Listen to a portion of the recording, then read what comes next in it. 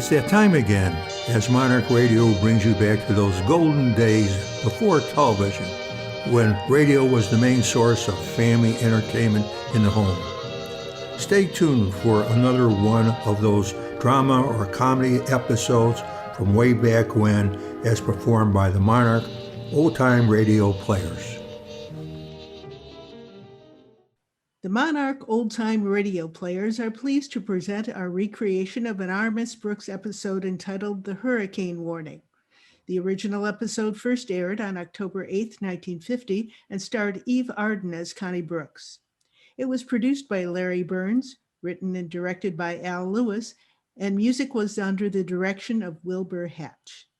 The role of Mr. Boynton was played by Jeff Chandler, and Mr. Conklin was played by Gail Gordon. Others in the original cast were Jane Morgan, Dick Crenna, and Gloria McMillan.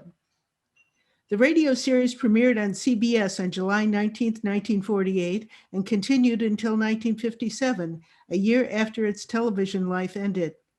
Miss Brooks was noted for her feline lines in dialogue scenes with Principal Conklin and would-be boyfriend Boynton, with sharp, witty comebacks. The charming interplay among the cast, blustery Conklin, nerdy Denton, sweet Harriet, absent-minded Mrs. Davis, and clueless Boynton contributed to its long run on radio. And now, on with the show.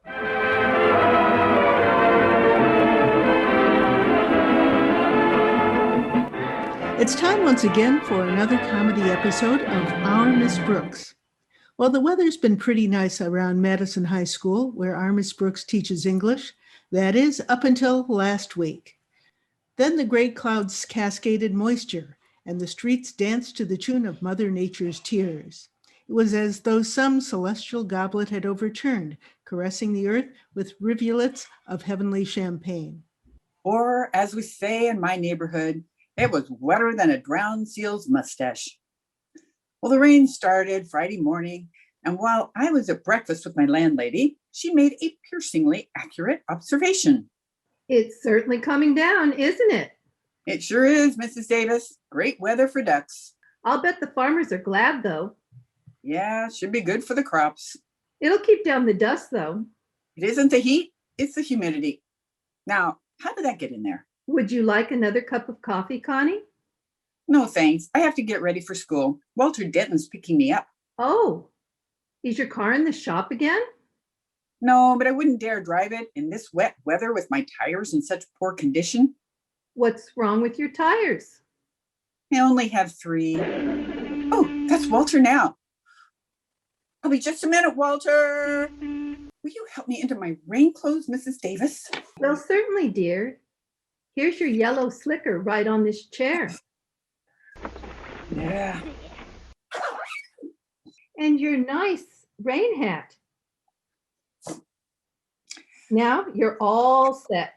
How do I look, Mrs. Davis? Simply divine, Connie. You look just like the trademark on a bottle of cod liver oil. Well, don't just stand there. Throw a halibut over my shoulder. I'm coming, Walter. Well, goodbye, Mrs. Davis. Goodbye, Connie.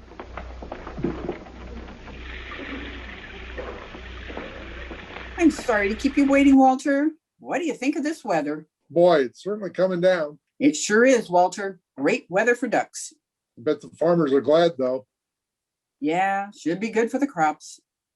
They'll keep the dust down, too. Well, there goes all our dialogue for the trip to school. Now, if you'll help me open this car door up.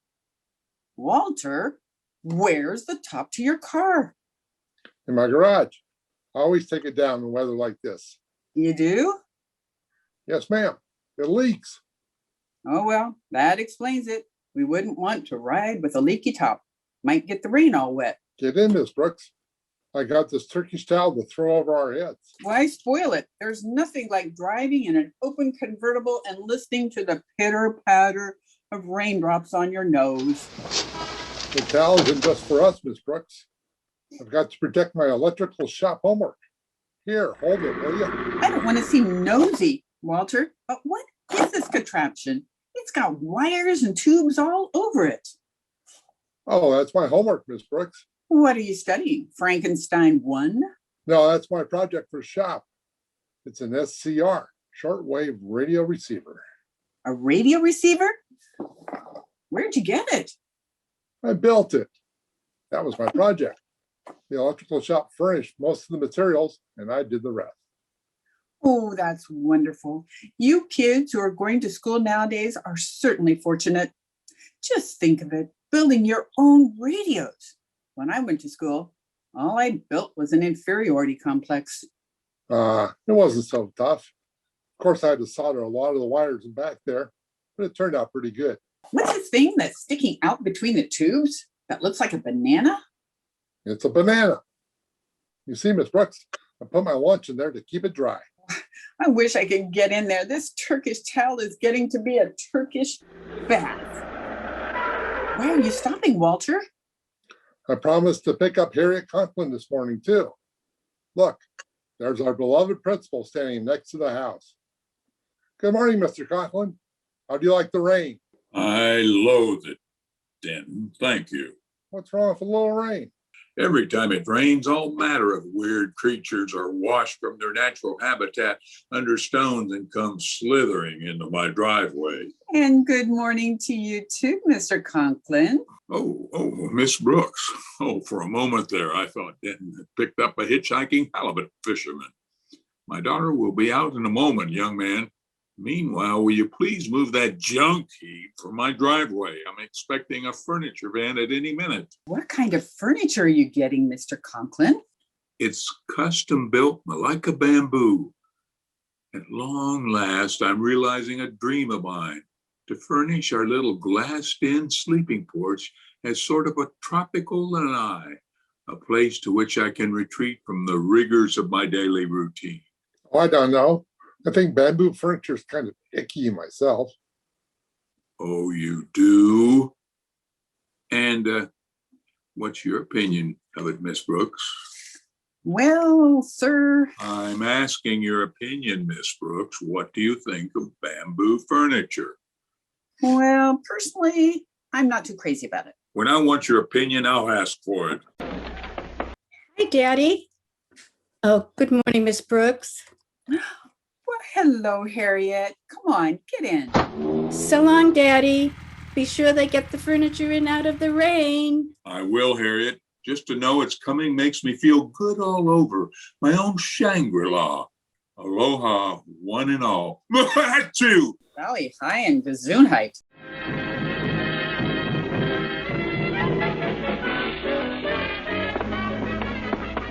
Would you do me a favor, Miss Brooks?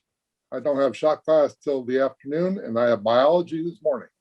So would you mind parking this radio in Mr. Boynton's lab for me? Why should I go into Mr. Boynton's lab? Because you've got 10 minutes before your class starts, and you always manage to sneak in. Oh, all right, Walter. I'll do it for you as a favor. Thanks, Miss Brooks. Here it is. Now be careful of it now. I'll see you later. Bye, Walter. Hello, Mr. Boynton. May I leave this radio for Walter Denton? It's his shop homework. Oh, certainly, Miss Brooks. Just put it down on that table. Thanks. He'll pick it up next period. There. Hey, that's quite a rain costume you've got on. Oh, do you like it? Oh, yes, indeed. It's just the kind I want. I'll bet it makes a wonderful outfit for halibut fishing. Oh, there's no use talking. I'll have to burn it. I hope I'm not keeping you from any work, Mr. Boynton. Well, Good. Then we can chat for a few minutes. very well, Miss Brooks. Let's do that. All right. Okay. Well, if it's checked around to me, I'll have to open. Where do you stand on rain, Mr. Boynton? Rain? Well, by and large, I'd say that rain is quite beneficial to most forms of plant life. You'll never be investigated for that remark. What I meant was, don't you think it's rather early in the year for such a cold, driving rain? Well, not at all, Miss Brooks. Our climatic conditions are undergoing a slow but steady change. It's something of a meteorological phenomenon. Why, do you realize that at this very moment, the equatorial belt is slipping slowly southward? Well, I'll turn my back and you tighten it up. No. What I'm trying to say is that the warm weather, which we in the temperate zone have long enjoyed, is moving further south every year. It's entirely possible that in the future, our area may be engulfed in icy Arctic weather. Ooh, how far in the future? Oh, possibly 10,000 years. Oh, good. I'll be finished knitting my mittens by then, unless I drop a stitch or two. Come in. Excuse me, Mr. Boynton, but I've got a message for Miss Brooks. How did you happen to look for me here, Harriet? You're kidding, of course. Daddy just called and said he'd be delayed with the furniture a while longer and asked me to monitor your class while you sit in his office till he gets here. Well, congratulations, Miss Brooks. What'd I do? Well, this makes you acting principal of Madison. That's right, Miss Brooks. I guess Daddy didn't realize what he was doing. All you have to do is answer some phone calls. Well, if you'll excuse me, I've got to stop in at the supply room for a moment. That is, with your permission, Miss Acting Principal. Granted. I'll just be a few minutes. See you later. Isn't this Walter's radio, Miss Brooks? Yes, it is. It's a complicated looking thing. Let's see if it works. Oh, it's pretty close to our first class, Harriet. Listen. Oh, this is swell reception. Oh, what do you know? Guy Lombardo. Keen arrangement, isn't it? And now, ladies and gentlemen, we bring you a special weather bulletin. Oh, good. Maybe the rain's going to stop. Attention, everyone. This is an important announcement. Local weather authorities have just notified us that the barometer is falling rapidly and a hurricane is approaching from the southwest. Miss Brooks, did you hear that? A hurricane. Reports indicate that winds measuring up to 150 miles per hour will strike this area within the hour. Please do not become panicky, but go immediately to places of safety. Mr. Boynton said our climate was changing, but this is ridiculous. Industries will secure all machinery in their plants, and schools will shut down at once. Did you hear that, Miss Brooks? Of course I heard it. I'm listening louder than you are. I repeat, industries will secure all machinery in their plants, and schools will shut down at once. Well, are you going to shut down the school? I have no authority to do anything like that. Why, of course you have. You're acting principal, aren't you?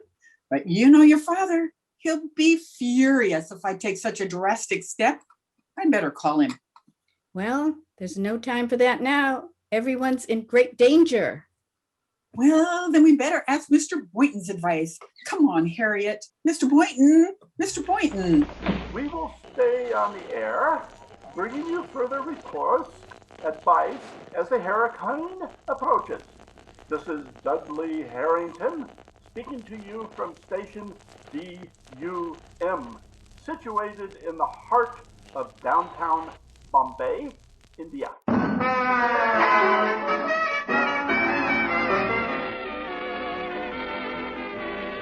Well, when Mr. Conklin puts Miss Brooks in temporary charge of Madison High School, he had no idea what a crisis would arise in his absence. Not knowing it's from Bombay, Miss Brooks is taking the hurricane report she heard on Walter Denton's radio quite seriously. Hi, Miss Brooks. Did you put my radio in the biology lab? Yes, I did, Walter. And I also turned it on and heard a report from the local weather authorities that's got me in a tizzy. And I don't tiz easily. What is it? More rain coming? Oh, it's worse than that. There's a 150-mile hurricane approaching from the southwest. Well, blow me down. It will if we don't get out of here. I sent Harriet into her father's office to call him up at home, and I'm trying to locate Mr. Boynton. Maybe I can help you. Maybe you can. And when you find him, tell him about the hurricane and bring him to the principal's office at once.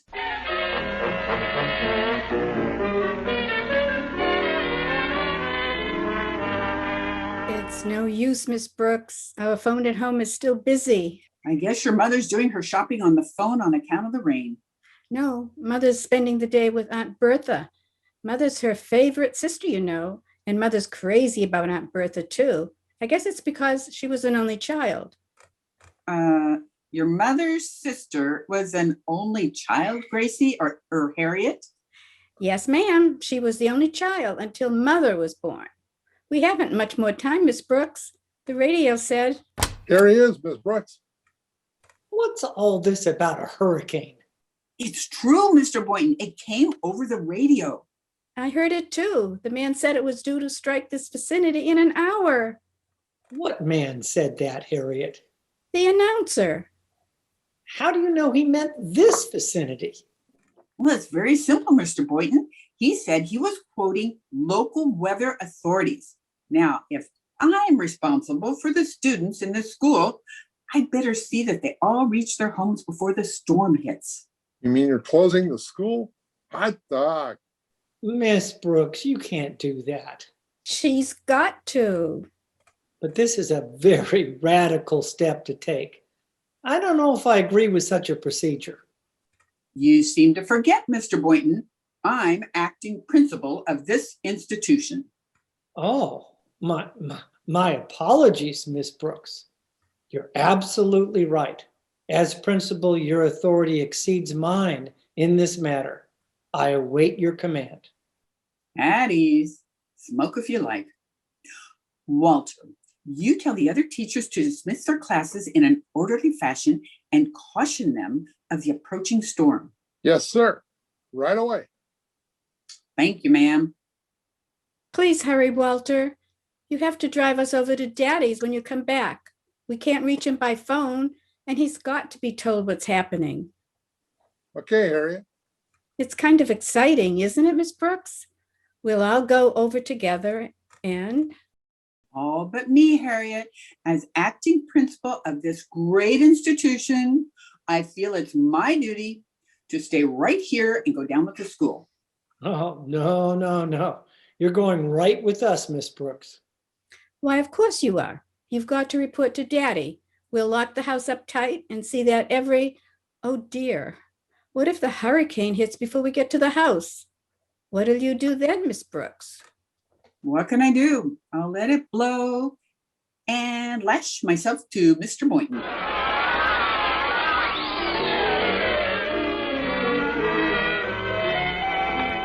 hope your dad doesn't mind our barging in on him like this, Harriet. Well, it's an emergency, Mr. Boynton. He'll understand. Come on, he's probably in his lanai. Daddy, I'm home. That's funny. He isn't in here. No, but the new furniture is. Get a load of this bamboo wilderness. It is an odd-looking room, isn't it? How do you like it, Miss Brooks? Now I know where old fishing poles go when they die. I brought my radio along, Miss Brooks, to help while away the hours we have to stay holed up in here. Hey, care to dance, Harriet? Walter Denton, I'm surprised at you. How can you ask anyone to dance with a hurricane coming any minute? Oh, I'm sorry. It was really silly, I guess. It was positively inane. Care to dance, Mr. Boynton?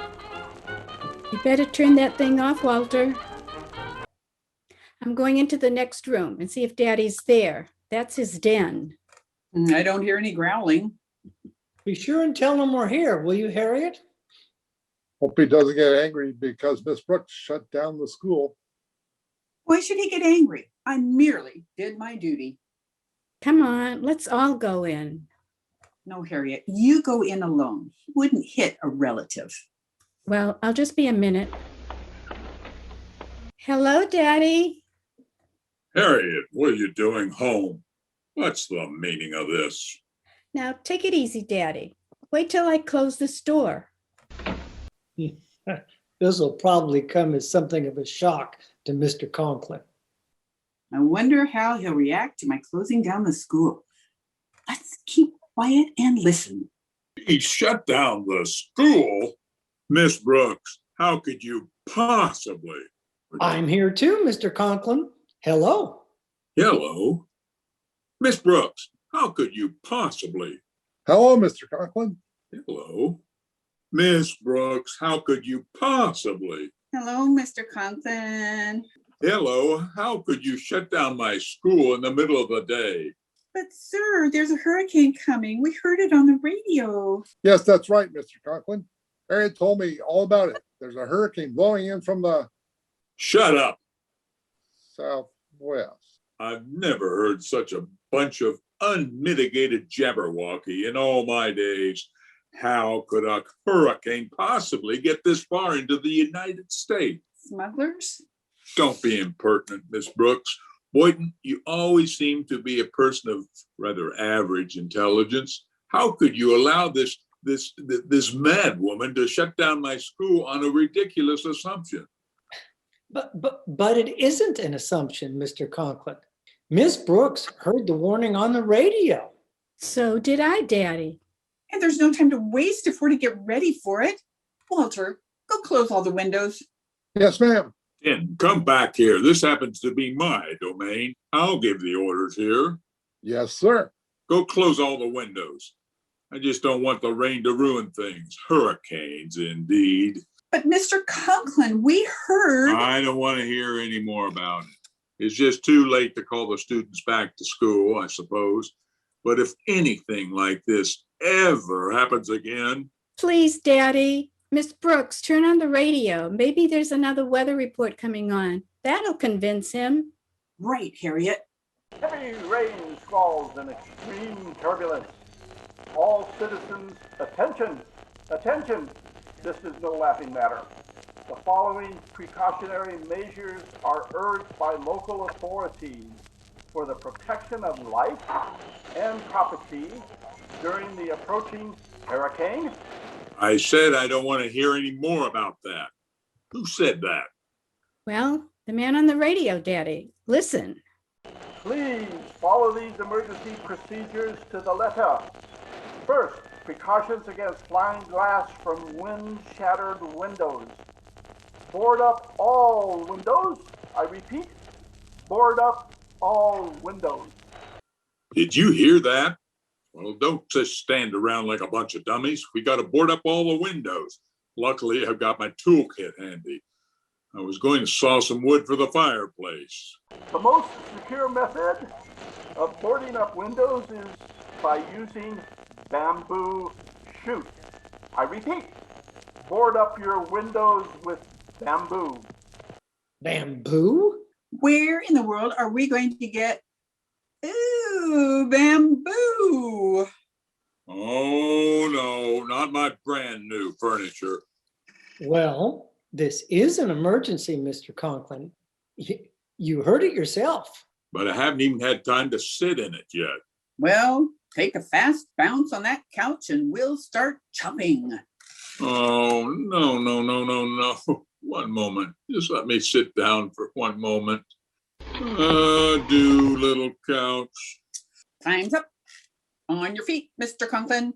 Here's the toolbox, Mr. Boynton. Let's get started. I hate to do this, sir, but you know the necessity. I'll turn my back. I just can't bear to watch it. Oh. Would you like a bullet to bite on? Good work, Mr. Boynton. You sawed the coffee table right in half. Things are bad enough, Miss Brooks. We don't need a commentator. I'll give you a hand with the couch, Mr. Boynton. Please pass me the axe.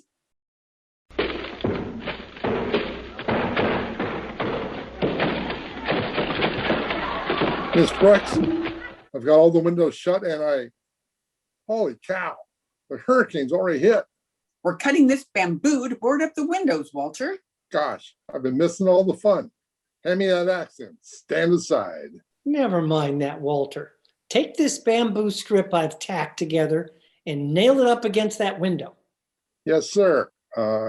Give me the hammer and a nail, Harriet, please. Here, Walter. Judas Priest! Oh, what was that?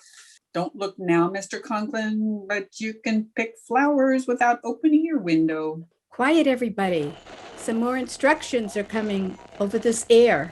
Be sure to shut off all water pipes and lice down your ox cart. Ox carts? New cars must be scarcer than we think. Instruction number 3. Attention, attention, everyone. Disperse all natives to the hills. I repeat, after cautioning them to tie down their thatched roofs on their straw huts. Disperse all natives to the hills. What natives?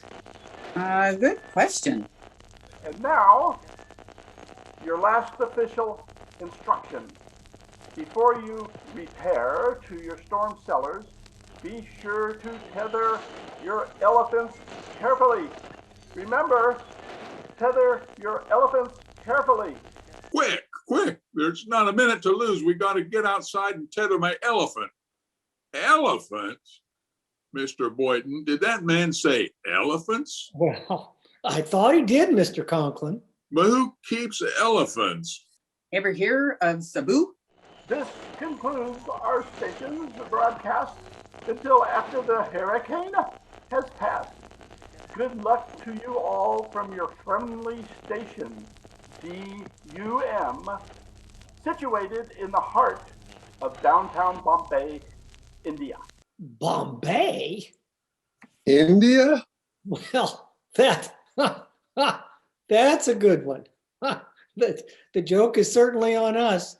We've been worried about a storm that's 5,000 miles away. Can you imagine that? 5,000 miles away? Oh, this is a scream. Yes, yes. It's a panic. Imagine closing down an entire high school and wrecking a room full of furniture because of a report on some idiot's homemade radio telling of a hurricane 5,000 miles away. Calm down. Remember your blood pressure. Your concern for my blood pressure is touching, Miss Brooks, but I'd rather you concern yourself with what I'm going to do about these slivers of bamboo that you left me with. Oh, please, Mr. Conklin, you can make a fortune with those slivers. A fortune? How? When the flying saucers land, you can clean up selling bamboo canes to those little men.